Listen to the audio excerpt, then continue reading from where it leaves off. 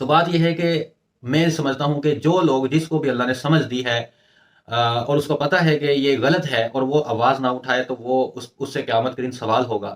تو ایسا نہیں ہے کہ اگر آپ حق پہ ہیں اور آپ اکیلے زندگی گزار کے چلے گئے، جی میں حق پہ ہوں، مجھے پتا تھا اور میں نے زندگی گزار لی حق پہ، اور دوسرے لوگ جو ہے ان تک آپ نے بات نہیں پہنچائی، ڈیلیور نہیں کیا۔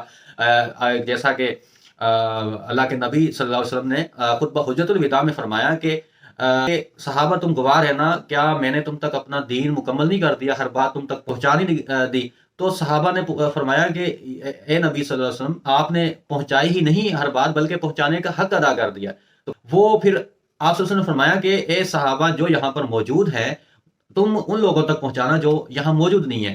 تو بات یہ ہے کہ اب ان میں ہم بھی شامل ہیں، انہی لوگوں کے ذریعے ہم تک یہ دین پہنچا۔ اس وقت اللہ کے نبی صلی اللہ علیہ وسلم نے اپنا دین کی جو حجت تھی وہ تمام کر دی، تمام دین پہنچا دیا۔ اب وہ دین کمپلیٹ ہو چکا ہے۔ اس کے بعد مزید اگر دین میں کوئی ایڈیشن ہوتا ہے، کوئی چینجنگ آتی ہے، تو وہ بدعت میں ہے، ان کو ہمیں فالو کرنے کی ضرورت نہیں ہے۔ تو وہ دین جو اللہ کے نبی صلی اللہ علیہ وسلم پہنچا کے گئے ہیں، اور وہی دین جو انہوں نے ہم تک پہنچایا، وہی ہم پر قابل عمل ہے۔